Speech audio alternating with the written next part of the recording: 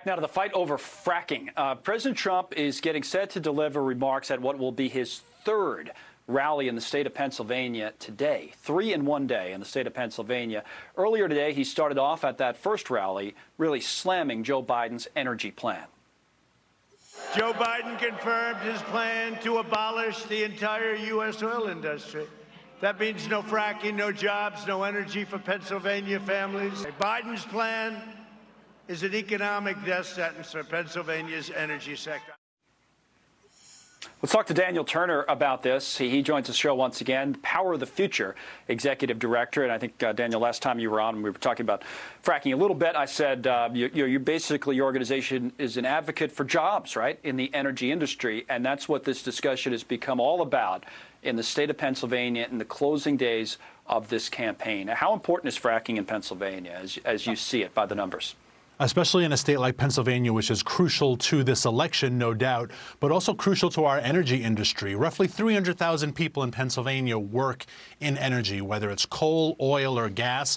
But fracking alone employs tens of thousands of people. And so when you have one candidate who has flip-flopped back and forth about a fracking ban, but then admitted last week he will eliminate the oil industry as a whole, well, your job is on the line, right? And your job, your livelihood. And the interesting thing about energy jobs is they're found in rural communities, right? So you don't live in downtown Pittsburgh and work in fracking and you go next door and get another job, right? This is your livelihood, and this is really the best option for you. So when these jobs are eliminated, their livelihoods, their towns are destroyed.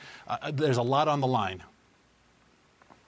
So the Trump campaign, the president himself, clearly saw an opening during that debate to change the subject from COVID-19, not only to the economy, but to your point, to an issue that really hits home in a key swing state in Pennsylvania with a lot of people. Let me put up on the screen a tweet from the president. He probably sent this from Air Force One or maybe the motorcade when he was heading over there. It was just a short time ago. The president tweeting, last week, Joe Biden made perhaps the most shocking admission ever uttered in the history of presidential debates on live television. Joe Biden confirmed his plan to, all caps, abolish the entire U.S. oil industry. Means no fracking, no jobs, no energy for Pennsylvania families. In your view, and as I said, I know you're advocating for this industry, what would the Biden plan do? The Biden campaign has claimed that what Joe Biden meant to say was that he just wants to ban oil subsidies, not get rid of the whole energy industry, right?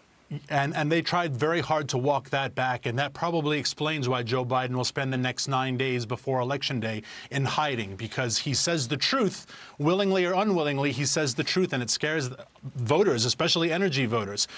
2/3 of our natural gas comes from fracked wells, and half of our oil comes from fracked wells.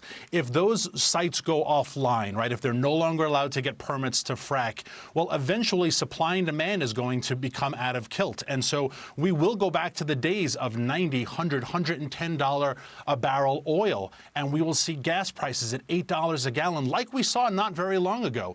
Also, if we take this oil and gas offline, we're not going to put up wind turbines and solar panels overnight. That is a joke. We move at the speed of government, so we are decades from having this green revolution. What do we do in the transition period? We go to Saudi Arabia, we go to Venezuela, we go to the Middle East for our oil, we go to Russia for our natural gas, right? So now we're exposing ourselves to tremendous vulnerabilities overseas. It is an absolute disaster of a plan. Joe Biden admitted it, and that is why his campaign is keeping him in hiding for the rest of this campaign season.